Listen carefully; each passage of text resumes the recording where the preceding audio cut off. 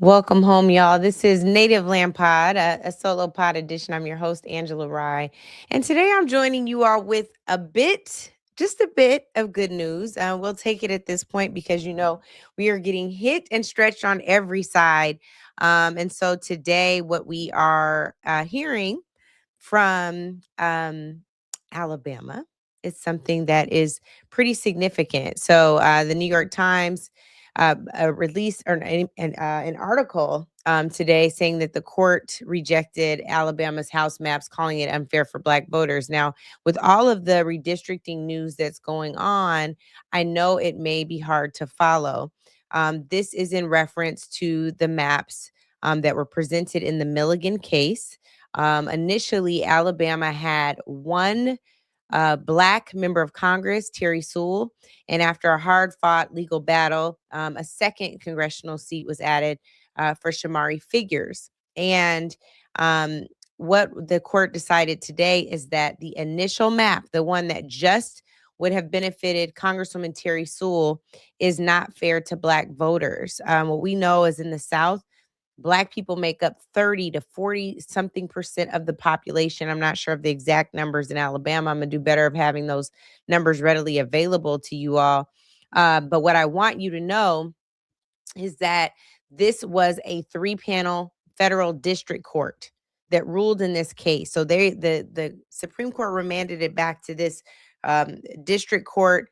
The district court said, we're standing by what you all said in your initial Milligan ruling in, I think, 2023. And now the state's attorney general, Steve Marshall, released this statement this morning in the matter of the court ruling in Allen versus Milligan. The attorney general said that he's disappointed, but he's not surprised. I'm summarizing this for those of you who can read it at home. Please do. It's too small for me, so I'm summarizing it based on what I know. But it says, I'm disappointed, but not surprised that this 3-panel court has struck down this ruling. And what I think is interesting is that they are so hell-bent on stripping us of our voting power, of stripping us of our representation. These maps clearly dilute racial voting representation. The fact that they will continue to pursue these cases, to continue to pursue these votes in state houses all across the country, but in particularly the South, is exactly the problem. We did not pay enough attention to this when this happened in Texas. A number of us talked about it. A number of us had state representatives on as they essentially escaped Texas, their lives threatened, their jobs threatened, their freedom threatened, all trying to protect against this thing from happening all over the country, protecting against this particular kind of onslaught. Well, people weren't responsive enough in Texas. And so conservatives, I'm going to call them racist bigots who would seek to silence your voices, said, oh, bet it worked in Texas. Let's try this in some other places. So what I think is important to know now, this is exactly why I should not be doing this myself. I just removed myself out the studio. But this is what we need to be paying attention to, right? So there's another win in South Carolina that has a little more staying power than I think in the Alabama case. So initially, this current map is the map that South Carolina is currently voting on right now. Literally, an election is going on right now. The one to the right is the proposed map. This proposed map would completely eliminate Congressman Clyburn's district. And today, the state Senate in South Carolina ruled. This is not letting me do this. Nick, I might need help with these. It's not letting me add anything to the stage. If they ruled, they voted on okay, that's blur. Okay, here it goes. They voted on a 20-24 vote, which included 12 Republicans in opposition against the map that would have eliminated Congressman Clyburn's district. Richard Cash, they said, is one of the most conservative Republicans in South Carolina State House. And he said, quote, "Neither my conscience nor the common sense will allow me to stop an election that is already underway." So that's what he said here. And then we're going to play this video. Nick, if you can, help me with these going forward. Thank you. Not that one. A vote of 20 to 24. The motion fails. Senator from Beaufort, what purpose do you raise? To be heard on the bill. You're recognized on the bills.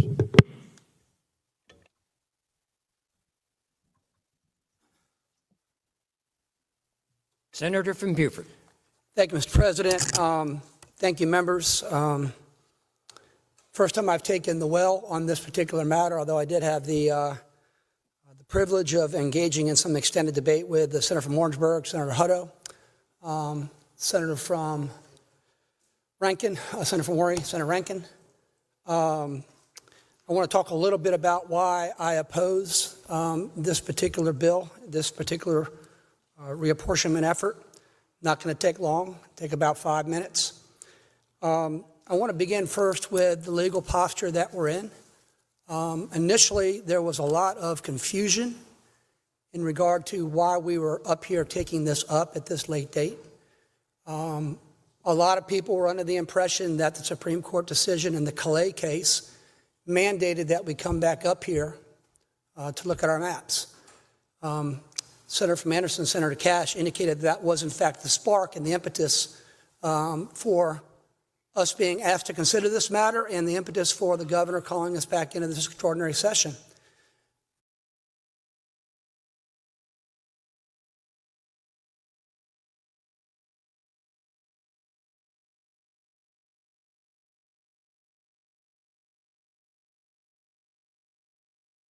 Shoot, sorry, y'all, I'm muted. Here you have the state senator saying, "We thought that we were mandated by the Supreme Court to review our maps." Well, this is really confusing to a lot of people because the Supreme Court, again, as you know, we all have discussed, has completely upheaved their process. There's been a complete upheaval of their process, normally allowing for 30 plus days for the review of a decision to make sure there are no errors, but they pushed that through in Louisiana. Alabama then went back and said, well, maybe we need to review what you all initially told us, Supreme Court, because it was a Supreme Court ruling. Supreme Court is looking like it's going to, completely eliminate its own precedent in the Milligan case from just 3 years ago. So this is what folks are up against. And it's not just the Supreme Court that is applying the pressure of the Supreme Court's ruling. It's Donald Trump who's saying he wants some more Republican seats in Congress, but it's not going to stop there. It's also going to state legislative districts, as we're starting to now see and hear. So I want to turn over, this is from a couple of weeks ago, to Tim Scott to show you why sometimes it is dangerous to have Black folks in high position. I'm thinking about Clarence Thomas, but here's also in this case, Tim Scott. On the left is that they've lost their minds because they keep losing their voters. And so one of the things that they posit during redistricting is that in South Carolina, it would be impossible to elect a Black person because we're getting rid of congressional districts that favor liberals. The truth of the matter is that A, I won in the first congressional district when it went from Charleston to Myrtle Beach. B, I won in the first congressional district when it went from Charleston to Hilton Head. And C, I've won statewide. Where do I win? I win in the most conservative parts of the state and do better in the moderate parts of the state. So what we know with clarity and certainty is a Black person, yes, look at me, I'm still Black, who ideologically is aligned with their state or their district can win anywhere. Final point is simply this. You can have a concern about having minority populations, and I don't mean Blacks at this time, I mean Democrats in South Carolina, go without representation based on a congressional map. But the one thing you cannot argue is that people of color can't win who are ideologically aligned with the state. And I gotta say this with great certainty. South Carolina will elect people who don't look like the majority population because we've already done so, but we'll also elect people who do feel like, walk like, and talk like, philosophically, who we are as South Carolinians, consistently conservative. You know, this is remarkable to me because when he's talking about ideological alignment, he is talking about people who regularly vote against the interests of folks who look like them. Tim Scott is the only Black Republican senator in the United States Senate. There were 5 Black Republican members of Congress in the House before this term. Now they're all gone. And so, Tim Scott, if you could win so much, why didn't you get appointed to Donald Trump's cabinet? Can you tell me how you vote and what is your voting record with, I don't know, let's say the NAACP report card? That isn't an ideological bent based on party. That's an ideological bent based on representation in every facet of American society and culture. And so if you're saying that you vote in alignment with the ideology of South Carolina, and that ideology is in alignment with the Confederacy, by virtue of your argument, sir, you are voting with the slaveholders because that's what the Confederacy represents. And if they're trying to take us back to the Jim Crow era, the sharecropping era, to the place where Black folks did not have representation for their ideological needs, then it follows that you are, sir, part of the problem. And so today I have someone who will join us and who is part of the solution.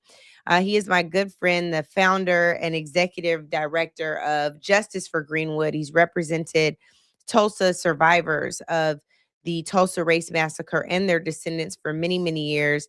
One of the youngest people I ever met who was a fighter for reparations on all sides, whether it was from racially restrictive covenants or from slavery. And he is my good brother and friend, Damario Solomon-Simmons. He is the new author of Redeem a Nation. Oh, hold on. Let me get it in the shot. Redeem a Nation, the century-long battle to restore the soul of America. Damario, thank you for joining me. Oh man, it's always good to see you, and thank you for having me on today. Absolutely. I Man, I want can to. barely keep my seat listening to Tim Scott. I was My just about to God. ask you your thoughts. Well, I mean, obviously, he really kind of just was very transparent that you have to be a sellout against your own people to be accepted by what he calls conservative. I don't believe conservative is the right word for these folks. They're white supremacists. And so he said it. If you have the ideology of white supremacy, you have the ideology of exploitation, you have the ideology of rampant capitalism, exploiting other people, you have the ideology of not taking care of the least of thee, you have the ideology of not health care for all, etc. Then yes, he said, hey, you can win. But here's the problem. Most Black people don't have that ideology.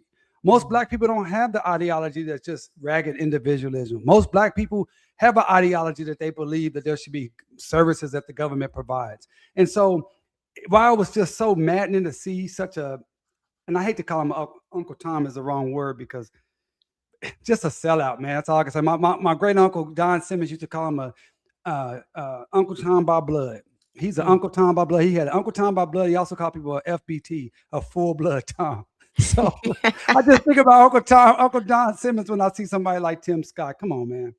Yeah, it's really disheartening. I think I often wonder how he sleeps at night, knowing the way that he was raised, this idea around pulling ourselves up by our bootstraps, when the boots that you put on are then on the necks of your neighbor, is something that I can't escape.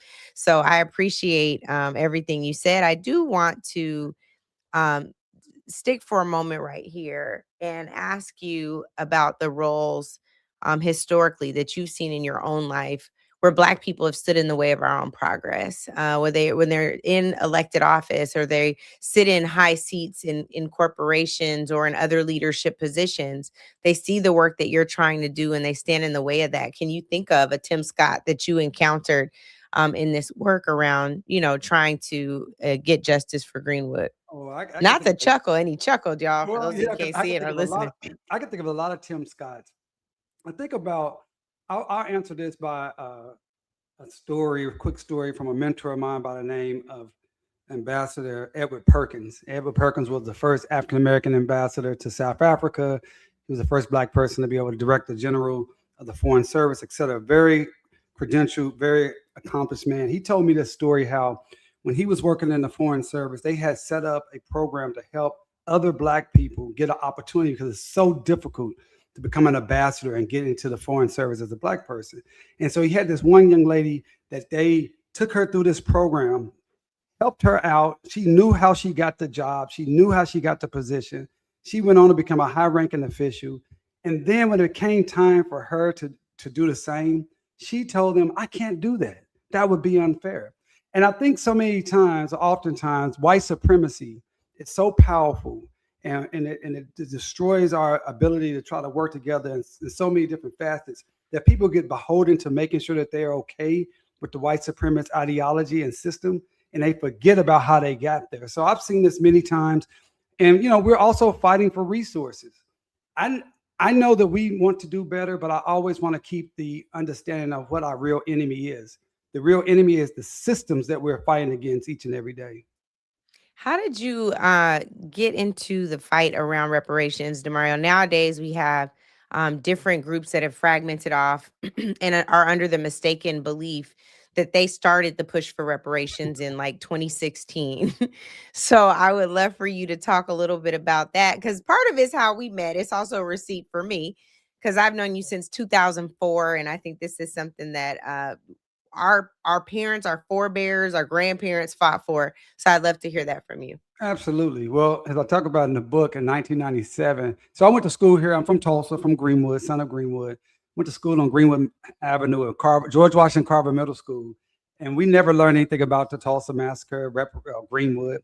It wasn't until 1997, I'm sitting in the intro African American Studies class at the University of Oklahoma playing football.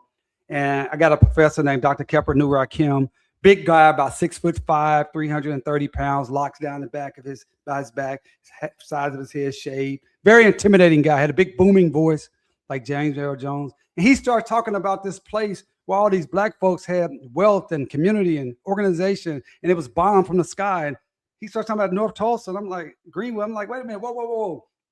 I'm from Greenwood. I raised my hand. I said, Dr. Kim, and I was intimidated by this guy. I did not want to say anything in his class, but I raised my hand and said, Dr. Kim, that's not true. I'm from Tulsa. And man, he humiliated me. And ever since that day, I was embarrassed. I couldn't believe it. But it lit a fire in me to really learn more about at the time they called it the Tulsa Race Riot, but to learn more about what happened and then learning about reparations in that time in 1997. And so the more I got to study it, the more I got involved in that movement here locally. And then I got connected in law school where we met with one of our other mentors, the great Professor Charles Ogletree, who was involved in an organization called the Reparations Coordinating Committee in the early 2000s.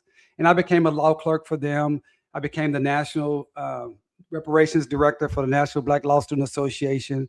So this was all, 2002, 2003, and 2004. I graduated law school, and then I become a baby lawyer working with, people like Ogletree and Johnny Cochran and Michelle Roberts and all these fantastic attorneys. And we were representing at that time over 100 survivors here in Tulsa. But we always understood that Tulsa was a microcosm. Tulsa was the tip of the spear for reparations nationally for Black people, because we had living survivors of such a horrific event that was so well documented. So yeah, I've literally been working on this for almost 30 years in this reparations space. And I remember, as you remember, people didn't even want to hear the word reparations.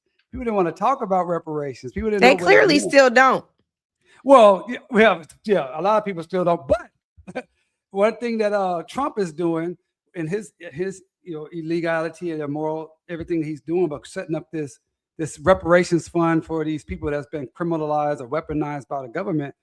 I take all of that as a precedent for us, right? I take that as another opportunity to tell people that we do reparations in this country each and every day. This is something this country knows how to do. We pay reparations to enslavers in 1862 when they free enslaved people in DC. We pay reparations to the Japanese Americans, which they were owed. We pay reparations to people that were victims of 9/11. That was reparations.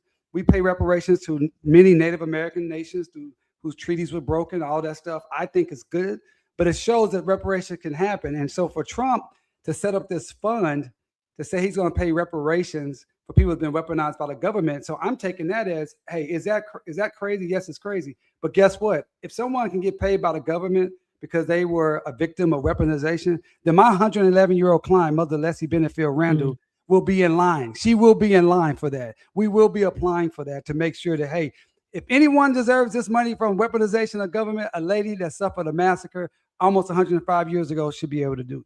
Let me ask you this, Dee. So he stood up the 1776 fund, which it is exactly $1.776 billion. Right. If he set this up under the auspices of being harmed by the government, and that's a lie, which it is, right? To me, it feels like it is not in alignment with what you've been pushing for. I think it's fair to call their bluff because they're saying that the settlements will all be confidential. They go to a commission, they're confidentially held, the name, the amount that they settle for, and whether or not the person is eligible or not are all confidential, which means there's no checks and balances. Right. We don't have no idea who they will decide to give these resources to, if any resources are given at all. So if Mother Randall applies for this fund, gets the funding, are you putting out a press statement? What happens? What would you do? Oh, absolutely, we will. Absolutely, because our position is, I think this is a bogus fund. Yeah. Right. But my position is on reparations, as you've known, that we're going to fight for it on all terrains at all times, and we're going to use everything at our disposal. And this is just another tool that we can utilize to show, again, that reparations is not a radical idea. It's something that this country knows how to do. It's something this country does. As I've explained in the book, we do reparations every day in this country. Yeah. When red car hits blue car, and blue car's leg is broken and they miss time from work and the car is damaged and they have some pain and suffering. When you pay to fix the car, that's reparations. When you pay to the medical bills, that's reparations. When you pay the pain and suffering, that's reparations. If you pay for the mental trauma from the accident, that's reparations. So I'm just going to use this as another tool to explain to our people, most importantly, that reparations is something that happens all the time and we should be fighting for it each and every day. Now, that doesn't mean that we don't fight for other things or we fight for reparations, but I absolutely believe that Mother Randall, if they're gonna set it up, she absolutely should be in line. And guess what? Other victims of the weaponization of the government, Black victims and others, should also be saying, okay, I should be in line for this if you're going to set this up. I am curious about this. You talked about when we were in law school, representing more than 100 survivors at the time. 20 plus years later, in 2026, you're down to one. Yes. Talk about how you feel about losing all of these survivors, now mostly holding on to the stories passed down to their descendants and what you have based on historical record. How do you feel not having won that victory just yet? You know, it is up and down. I mean, on one end, I am very proud that I have dedicated my life to standing up for the voiceless and those who didn't have a platform beforehand. And I was able to stand on the shoulders of so many great giants to get to the point. And now I'm leading the deal, but I've been, at one point I was literally carrying briefcases and I was happy to do it because I was helping people in my community. Angela, when I learned about the massacre, I learned about so many people in my life that I knew growing up that were massacre survivors and I didn't know it. And that was really astounding. Even Mia, my wife, for those who don't know Mia, her grandmother was a massacre survivor. She didn't even know it. Her grandmother survived a massacre at 5 years old, had to run down the train tracks. That's how the conspiracy of silence was so strong here. And so to start off knowing all these folks and seeing so many pass away, it's hard. Yeah. And particularly over the last 10 years where, we was just it was just dwindling down. And then to get down to Uncle Red, Mother Fletcher, and Mother Randall, who, I spent more time with them over the last 6 years than I did with everyone else. We traveled all over the nation. We did also many cases together, many hearings, and they really wanted to see justice. And it really hurt me when they passed away. And that's why with Mother Randall, I want everybody to understand, she's 111 years old. Yes. And she's still seeking justice. She still understands what's going on. She will be with Angela and I on Friday night to be there with us in person. And so I'm trying to do everything I can to get her justice before she passes away. And that's why the book is an extension of the work. It's not just about a book. It's about extension of the work and getting more people understanding what this means for us, both locally, but also nationally, because Greenwood back then in 1921, as is today, was a blueprint for Black America. When you consider, you talked about this book being an extension of the work, the fact that you have dedicated your entire career to this.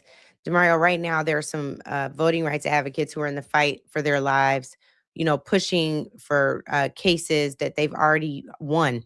Supreme Court is overturning these cases now. These maps that we know are illegal, unconstitutional, and racist are winning. What do you tell people to keep going when they're looking on every side? It's like, this deck is completely stacked against me. You've been walking that for some time. So what do you tell them to keep going? Well, first, accept that it is completely stacked against you. I mean, you just got to, first of all, like, that's the reality. And it's okay to feel despair about that. It's okay to be depressed by that, because who wants to be in an unfair situation? So, I mean, I want people to, in this moment, say, yes, bad things that happen to us, I feel bad about it, and that's okay.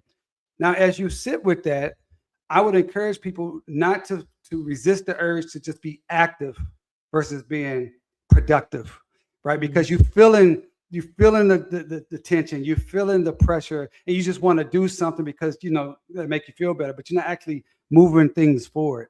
And I've been there many, many times, and this is a moment that we're in. Historically, why this work is so beneficial, I think the book and the work that I do, is because it gives me an understanding of how things work in the long term. And what I mean by that is, this is the second Nadir period we're in, which is a very violent, anti-Black period between Reconstruction, the end of Reconstruction, and basically the Civil Rights Movement, where they were doing the same things they're doing now. They were stripping voting rights, they were stripping, representation, etc. But what I would tell the people today is, in a moment like this, Greenwood was created. In a moment just like this, Greenwood, the greatest Black community in the history of this country, most organized, most wealthy, was created. Black fraternities and sororities that we still celebrate today were created in a moment just like this, a worse moment probably. Black denominations, church denominations, many of our favorite church denominations were created during this type of a time period. What am I saying? What am I saying? How did they do that at that time?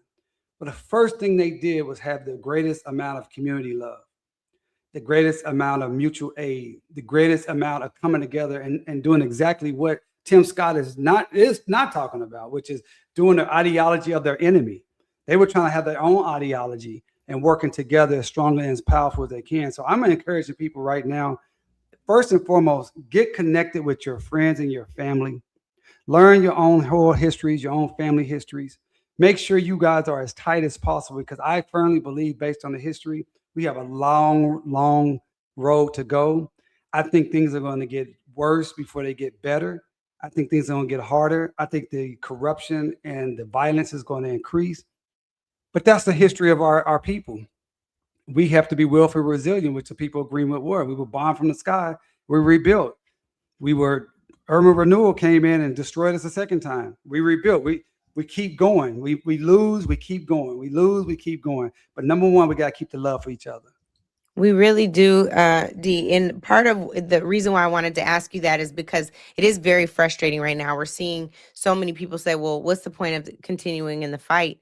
Sometimes it's getting the fight on the record. And because you played football at Oklahoma. I got to ask you about this before we go. But the NAACP just rolled out this SEC boycott, encouraging athletes not to go play in schools, public schools at SEC, fans not to support, to wear the merch. You got that football up right now, though, Damario. They don't want the merch out right now. They don't want us to buy any of the merch. And so I'm curious to know what your thoughts are in moving that ball forward, and tack onto that this morning, the Congressional Black Caucus sent a letter to 250 plus businesses all over this country who initially were business for voting rights. And they're like, where y'all at? We ain't heard from you when this voter suppression. So are y'all business for voter suppression? Are you business for racial dilution? Because we haven't heard from you. So if you don't hear from you, you don't get our money. I want to know what your thoughts are on that. Yeah. Well, let me say, first of all, I'm a huge supporter in NAACP and my frat brother, Derek Johnson. I think he's doing a fantastic job. I wholeheartedly believe in the Black athletes should use their leverage. It's something I've written about many times and talked, as you know, I used to represent athletes. We talked about that. I will say that I think the strategy of the rollout of the call, I would have done it differently just because of my experience in the sports world. I would have had already 3 to 5 high-ranking high school athletes already saying, hey, I was going to go to Alabama, but now I'm going to UCLA. I was going to go to Alabama, but now I'm going to Michigan. I would have had already the schools that we're actually trying to get people to go to, because now what's happening is that it's being misrepresented. They're saying, oh, they're telling these Black kids don't go to college. I would have already had coaches and schools that we're saying they stand with us. They stand for voting rights. And these are the schools, if you can go to Alabama, if you can go to South Carolina, whatever, you can also go to Indiana. You can also go to Oregon. We're not telling you to leave the bag on the table. We're saying stand with those states and those coaches that are going to stand with you. So those are the things I would have done. I also would have made it more clear. I personally wouldn't have brought in the HBCU discussion because it's two separate things. We're talking about high level 4 or 5-star athletes that can go anywhere in the nation. That's what we're targeting. So I agree with the thought. I think the rollout I would have done differently, but I definitely agree with it. I believe the leverage of our young people is strong as it always has been in the civil rights movement, right? The young people were the foot soldiers in many of the cases, being hosed and bitten by dogs and put in jails. But I think we needed more rollout so it couldn't be co-opted as easily as I'm seeing it, which is a disappointment. Well, I'm gonna put you in this thread because it's not too late to keep making it better. But when you're facing crisis, you got to get out there. And folks are trying to bust a move because again, these cases keep going to the Supreme Court, and these state legislatures are not stopping. So, but see, that's what I'm saying. But remember, you asked me. I know we got to bust a move, but we got to be as strategic, because once you bust a move, once you shoot the gun, how we're doing boycott, and it fizzles out, you done lost that great weapon. That's a great weapon. yeah. I have coaches that I represent and friends who are coaches that I could connect, and we can do this. I think it could be done in a more strategic manner. Good. I'm about to put you on there with Derek right now. We about to go. Okay, let's do it. Thank Can I say you, one D. other thing? That's great. Yes, please say all the things, but also before you do, y'all make sure you get this book. My hard copy hasn't come yet, but it's coming. This is Redeem a Nation: The Century-Long Battle to Restore the Soul of America, again by my good brother and friend, attorney Damario Solomon-Simmons. Yes, sir. Yeah, please, everybody go to redeemerNation.com and get it. I just wanted to, you talked about the fight, and I know you got to go. I just want to tell a story about one of my clients named Hal Singer that passed away a month before we filed our litigation in September 2020. Hal Singer was a very famous jazz artist from Tulsa. He survived the massacre at 2 years old. He moved away from America in the 1960s to France, but he continued to be a part of the litigation. He was part of litigation in the early 2000s. He was part of the legislative push with Representative John Conyers. He did all those things. And when I got in touch with him over the summer of 2020, asking him if he wanted to be a part of this litigation, he had had a stroke. He was blind. He was on hospice.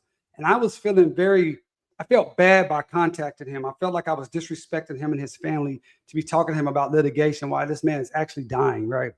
And I said this to his wife, Arlette Singer, and she admonished me. And she said, no, Hal is going to fight for his dear parents and what happened to his community to the day he dies. She said, let me send you something. I have this in the book. She sent me a letter that Hal wrote to Professor Ogletree, where he was telling Professor Ogletree he wanted to encourage him because we had so much loss. He said, I left America because it's so racist. As Black people, we very rarely get what we deserve. But I want you to always remember, regardless of what may happen in the end, we must always fight for our rights and our dignity. And I have been thinking about that for years. And we have a whole program at Just for Real called Fight for Our Rights and Dignity. Because I think about the fact, it's easy to say the fight. We know what that is. But to fight and know you're going to lose, but that's the dignity of it. Even though you are against great odds, obstacles, opposition, you're still fighting because that's the dignity. that you hold standing up for. And that's the dignity of the black men and women who fought here in Greenwood. That's the dignity of the black men and women who marched across the bridge in Selma. That's the dignity of black men and women all over this country that get up each and every day not knowing what's going to happen, how they're going to be treated fairly, unfairly, but still getting up and trying to do their best. That's our dignity. So I want to just leave everybody with Hal Singer's words. No matter what, we must fight for our rights and our dignity. I love it. I love it. That's good. That's good. That'll keep me going for another 2 weeks. I'm gonna call back to get my next encouraging word after that, D. But I'm serious. That is important. And it reminds me of something I saw from Adam Clayton Powell when he was kind of critiquing Dr. King. But in that, he was saying, nonviolence can only take us so far. And at some point, we have to fight for our dignity. So, I'm not encouraging violence in this moment, but I am encouraging that self-respect never wanes. And I do appreciate everything you said. A hell of a closeout. D, we love you. I appreciate you. And I'll see you Friday for a very, very important gala. I look forward to hugging Mother Randall. I've not seen her for a few years, so I look forward to seeing her as well. Sounds and good. Mia. Safe travels, and we'll see you soon. Peace. Okay, thanks, brother. See you Bye-bye. soon. For those of you at home, I think it is important to understand what Damario just talked about. That dignity and our rights is important. We should never cede that ground to anyone. People will try it and they will try us, but they need to try Jesus because we the wrong ones. We're not the ones or the twos. The twos or the threes. Sorry.